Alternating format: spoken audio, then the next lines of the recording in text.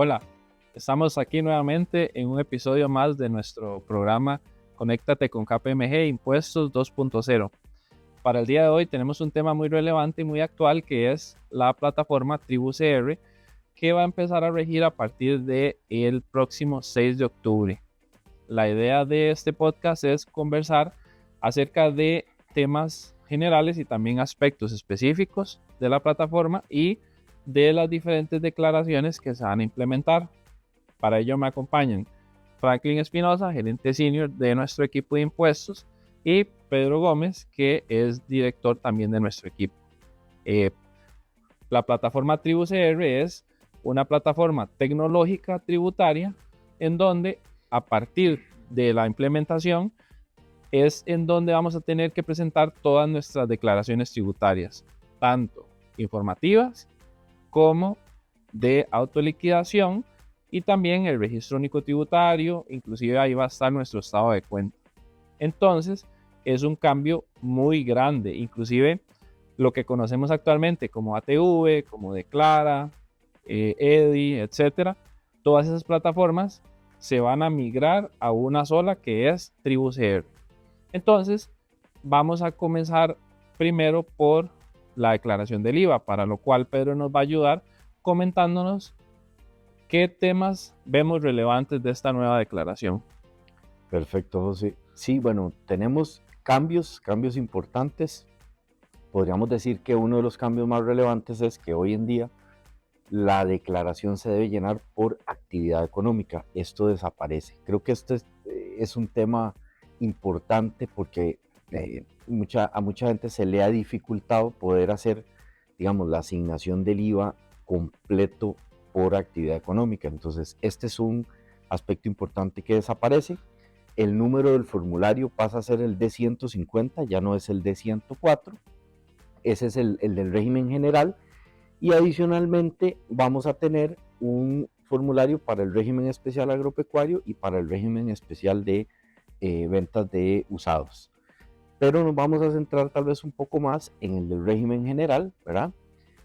Como decía, ya no vamos a tener un tema de actividades económicas, sino que se centra la importancia en las diferentes tarifas de venta a las que cada contribuyente pueda estar, digamos, realizando.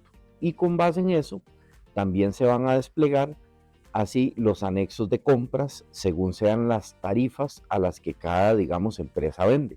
Entonces, si una empresa tiene todas sus ventas al 13%, tiene acreditación plena, pues va a ser un llenado muy sencillo, ¿verdad? Porque es, como decimos, es 13-13, ahí no hay, digamos, ningún tema. O si tiene compras con tarifas reducidas, pues también serán acreditables en su totalidad.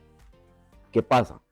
Tal vez la complejidad viene cuando yo tengo tarifas diferentes, que vendo al 13%, que vendo al 2%, que vendo al 0%, para poner un ejemplo hipotético. Entonces aquí sí se van a desplegar otros anexos para las compras donde yo voy a tener que determinar, por ejemplo, primero, una asignación directa. Si yo tengo compras al 13, entonces, ¿qué de estas ventas, perdón, de mis ventas al 13, cuáles compras son las que debo asociar directamente? Si tengo ventas al 2, entonces, ¿cuáles compras se asocian directamente al 2? Y lo que no puedo asociar, que es lo que la norma nos indica hoy, es lo que va por proporcionalidad. Y el mismo formulario automáticamente va a realizar los diferentes ajustes al gasto, ¿verdad? De lo que tengo que ajustar por ahí, que después vamos a ver y después Franklin nos va a comentar. Va a tener un cruce también con el impuesto a las utilidades y eso es bastante importante. Entonces, la declaración de hoy se asemeja más, José y Franklin, a lo que tenemos hoy en la ley. Está basada en tarifas, en asociación de débitos y créditos y en proporcionalidad. Entonces, es un poco lo que hoy tiene este formulario. Vamos a tener que alimentar, por ser el primer, digamos, momento, vamos a tener que, si hay proporcionalidad, vamos a tener que hacer un llenado, digamos, de las ventas del año 2024, de la proporcionalidad final. Vamos a tener que alimentarlo ahora porque el formulario no tiene esa información, entonces vamos a tener que hacer un llenado manual. Posteriormente, cuando lleguemos al final del año, vamos a liquidar la proporcionalidad y ahora sí, como ya tenemos información, para el formulario de enero, ya él va a traer la información que alimentamos en la declaración de diciembre y va a ser la proporcionalidad que vamos a utilizar durante todo el periodo fiscal 2026. Entonces, esos son los cambios principales que tiene digamos, el impuesto al valor agregado, que creo es muy relevante para todos los contribuyentes en general. Sí, tal vez hay un par de temas que a mí me ha llamado mucho la atención y el primero es que Hacienda ha indicado que cada contribuyente va a tener lo que se llama un factor. Entonces, ese factor, por decirlo así, es lo que me va a identificar con base en mi actividad y las tarifas que yo aplico, me va a generar las obligaciones tributarias que correspondan. Entonces, por ejemplo, si mis ventas son todas al 13% y tengo una única actividad, en principio mi formulario de IVA va a ser muy sencillo, ¿verdad? Ya no vamos a tener ese formulario de un montón de páginas porque no me va a desplegar cosas que no me apliquen. Eso es correcto, eso es correcto. Y un poco, porque los ejemplos que la Administración Tributaria realmente ha puesto hasta el momento, ¿verdad? Con el nuevo formulario, han sido muy sencillos. Yo hago una venta al 13, tengo una compra al 13, se acredita y pago la diferencia. Pero, como lo comentabas y lo mencionaba anteriormente, puede haber otros casos que tienen un poco más de complejidad cuando tengo una variedad de tarifas en la venta que obviamente me van a condicionar la acreditación según sea el caso. Sí, otro ejemplo es la actividad de casino. Por ejemplo, que hay un mecanismo específico para el IVA en las máquinas de casino. Entonces, en teoría ese campo ya no lo tengo que marcar a menos de que yo tenga la actividad de casino habilitada, ¿verdad? Eso es correcto, eso es así. También otro tema interesante es que vamos a tener una casilla donde vamos a incluir el IVA, que es gasto deducible en utilidades, ¿verdad? Porque hasta el momento era el control que tenía que llevar el contribuyente. Exacto. Ahora lo vamos a tener mostrado en nuestra declaración mensual. Efectivamente, digamos, poco lo que comentábamos. Cuando yo hago el llenado de mis ventas, ¿verdad? Que es vital llenar bien las ventas porque de ahí van a nacer las acreditaciones. Entonces, si yo, en un ejemplo hipotético, con eso que mencionabas, todo lo vendo al 2%, pero resulta que tengo compras al 13%, yo voy a identificar, ya no hay mucho que identificar, todo está al 2%. Entonces, el mismo formulario me va a hacer un ajuste. Y hay digamos, una línea que se llama gasto para utilidades. Entonces, ese que es el ajuste que el mismo formulario me va a practicar porque yo le estoy diciendo, mire, todas mis ventas son al 2, pero tengo compras al 13. Entonces, ese diferencial entre el 2 y el 13 me lo va a mandar al gasto y me va a dar en el crédito únicamente, digamos, hasta un 2%. Correcto. Eso es lo que tiene el formulario, que se ve mucho más práctico realmente que lo que tenemos hoy. La verdad que creo que sí es para mejorar. Inclusive nos da una mayor trazabilidad de la información tributaria, lo cual es bastante relevante. Claro.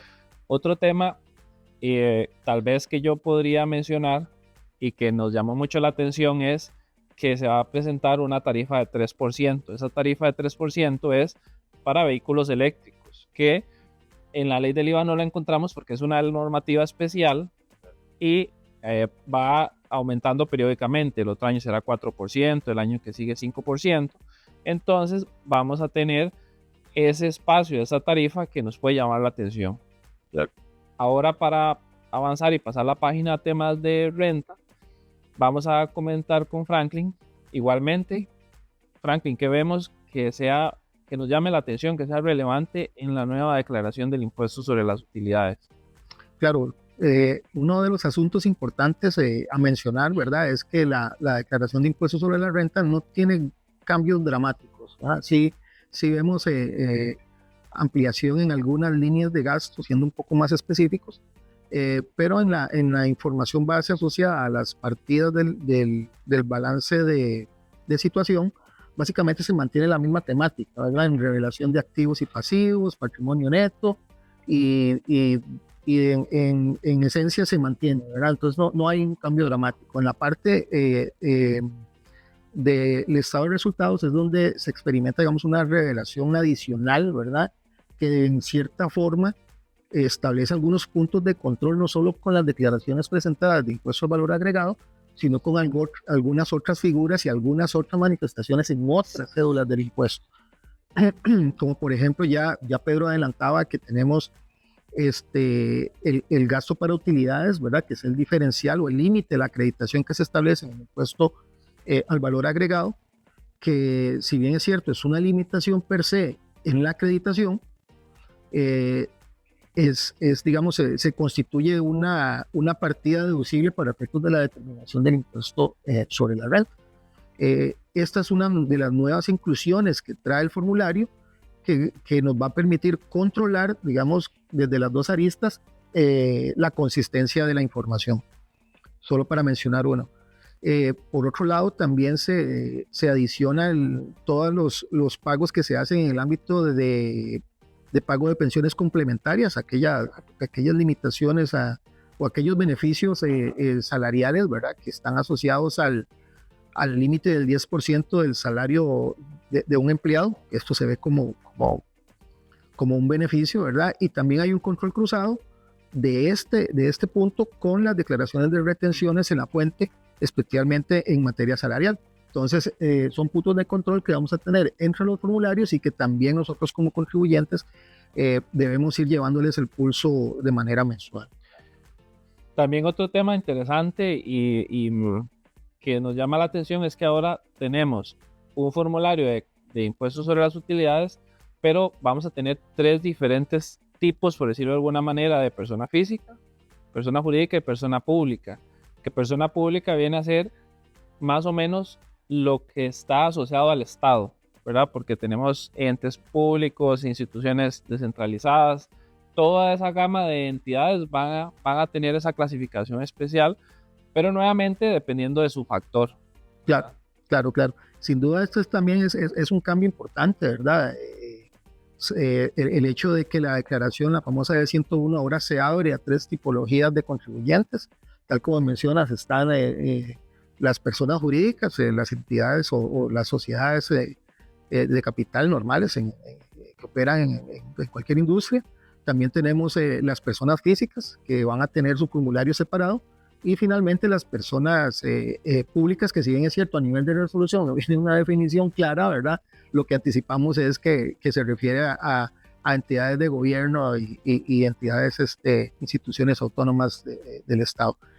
Y ya retomando, digamos, las cosas nuevas que trae este formulario, dentro de las líneas nuevas también trae por separado todos los gastos asociados a donaciones a entes autorizados. Ese es otro punto de control, ¿verdad?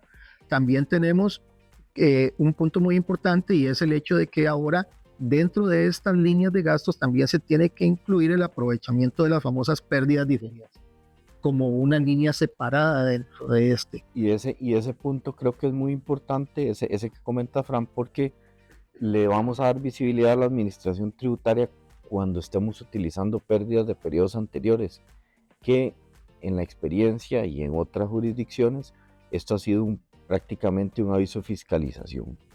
Cuando las empresas amortizan pérdidas, la administración tributaria va y revisa que esas pérdidas realmente tengan un sustento, ¿verdad? Entonces es un campo bien revelador para la administración tributaria. Sí, y aquí viene tal vez la última modificación de las importantes que trae el formulario, que tiene una asociación muy directa con esto que acaba de decir Pedro, y es que en el formulario anterior de impuestos sobre la renta, cuando una entidad tenía que declarar su posición negativa o pérdida, el formulario no admitía en números negativos, solo presentaba 0. Ahora tenemos 2 casillas, una que muestra la utilidad como el formulario anterior, pero adicionalmente tenemos una casilla nueva que muestra la pérdida fiscal del periodo. Entonces esto también se puede volver un punto de control entre las declaraciones anteriores y las futuras cuando se aplique el beneficio en esa línea nueva que trae la declaración desde la perspectiva de las deducciones, ¿verdad? Entonces, Como pueden ver, ahí hay ciertos puntos de control, ciertos puntos de cruce que como buena práctica deberíamos tener algunos procedimientos de control interno para poder irlos monitoreando conforme avance el periodo para evitar, digamos, cualquier sorpresa a final de año. Por supuesto. Y Franklin, tal vez ya para ir terminando, podríamos dar algún par de comentarios acerca de las declaraciones de retenciones, porque eso también va a tener un cambio importantísimo y nos gustaría por lo menos abarcar algún par de temas que veamos que son muy novedosos. Sí, claro, creo que la parte más importante de la perspectiva de estas declaraciones de retenciones viene en la revelación de la información, ¿verdad? En los modelos anteriores teníamos una temática en la cual solo se incluía el impuesto que íbamos a liquidar y las fuentes de la información quedaban a discreción del contribuyente en cuanto a papeles de trabajo y documentación de soporte, ¿verdad? Entonces, es decir, que la prueba quedaba más del lado del contribuyente, totalmente. ¿Qué ocurre hoy en día? Se estableció, digamos, un procedimiento en el cual se implementa una declaración informativa en la cual se va a llenar una cantidad importante de datos, y aquí me estoy refiriendo, por ejemplo, al impuesto al salario, en el cual se va a tener que incluir el número de identificación del empleado, los créditos fiscales que le tocan, si tiene o no algún tipo de beneficio en especie, salario en especie, inclusive el salario ordinario, y todo esto va a involucrar un cálculo automático dentro de esa hoja de trabajo que va a alimentar la declaración autoliquidativa.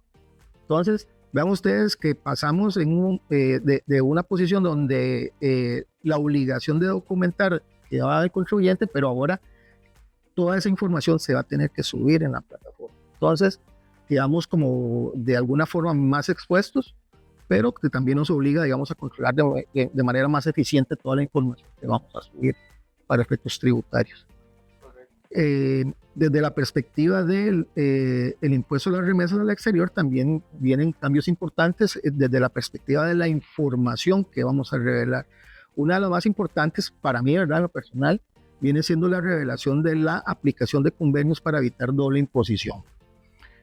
¿Por qué? Porque si al final de cuentas el llenado de esta sección no se hace de manera correcta, nos estamos exponiendo a pagar, digamos, la tarifa completa y no una tarifa reducida como establecen este tipo de convenios. Entonces, dependiendo de la jurisdicción con la que estemos desarrollando transacciones, bueno, así tendríamos que estudiar muy bien cuáles son las reducciones y cómo revelarlas en el formulario informativo que trae la declaración para después autoliquidar a través del formulario, valga la redundancia, autoliquidar. Y tal vez para hacer una acotación a esto que comenta Franklin, entonces aquí vemos dos declaraciones muy importantes que primero van a tener una declaración informativa y posteriormente una declaración autoliquidativa, que son los salarios y las remesas al exterior, y que tal vez aparejado a esto va a tender a desaparecer la declaración informativa de 152, porque ya estamos informando todos los meses, ¿verdad? Valga la redundancia, esta información uno a uno, sea del beneficiario del exterior o del colaborador que está en la planilla, ¿verdad? Entonces ya la de 152 pierde relevancia y va a tender a desaparecer. Lo que todavía no está claro, tal vez que es importante y hay que esperar la resolución final, es cómo va a ser el transitorio que me va a decir si tengo que declarar o no este año todavía anual, y a partir del año siguiente va mensual, y ya con la desaparición de la de 152. Eso no está claro, pero es uno de los cambios que creo también importantes, va aparejado a este cambio, José, de declaraciones informativas que van acompañadas de una autoliquidativa. Correcto. Y es que aquí nos referimos brevemente solamente al impuesto al salario y a remesas al exterior, pero hay otras declaraciones importantísimas, claro, como retenciones de pagos a cuenta, declaración de retenciones o percepción más bien del IVA en servicios digitales transfronterizos. Las retenciones, por ejemplo, que realizan todas las instituciones reguladas por ejemplo, por la Superintendencia o por CONACYF, cuando te pagan el interés, la entidad retiene. Entonces ahí va a tener que informar primero y pagar después. Entonces es otra. O sea, hay una serie de declaraciones. Iniciamos con salarios y remesas por ser como tal vez las más comunes, Las del día a día. las del día a día, pero evidentemente pues recomendamos a nuestros clientes revisen las resoluciones o por lo menos los borradores de resolución que tenemos hoy, porque hay mucho más, como decís, hay mucho más detrás de esto y ojo, tenemos que informar, ese deber de informar es muy importante y obviamente en teoría, y digo teoría porque lo que tenemos hoy son resoluciones o borradores y la mayoría borradores, esta informativa que lleno primero va a llenar la autoliquidativa para después proceder con el pago. Además también dividendos, excedentes de cooperativas, excedentes solidaristas. Es un cambio radical. Es un cambio por radical. Completo. Hay mucha información que antes, como decía Franklin, la manteníamos a nivel de un papel de trabajo y teníamos ahí la autoliquidativa y pues si la administración pedía cuentas, ahí teníamos el papel detrás. Hoy no, hoy casi que ese papel lo vamos a tener que plasmar en una declaración informativa mensual que después va a prellenar la autoliquidativa. Correcto. Entonces sí son cambios, perdón José, es un cambio muy relevante al que tenemos que poner atención. Y tal vez otro dato interesante es que tal vez las personas que nos ven se puedan preguntar, ¿qué pasa si tengo que hacer una declaración rectificativa cuando ya empiece TribuCR, pero de un periodo anterior? Sí, para todos los casos, la administración tributaria y las resoluciones dicen que se va a tener que hacer en el nuevo sistema TribuCR. Entonces, no hay otra, el ATV desaparece y cualquier modificación, rectificación de un periodo anterior tendrá que ser en el nuevo sistema y en los nuevos formatos. De acuerdo, está muy interesante todo este tema. Tal vez yo destacaría que a nivel de la legislación y reglamentación no se han dado cambios, es un tema meramente de cumplimiento tributario.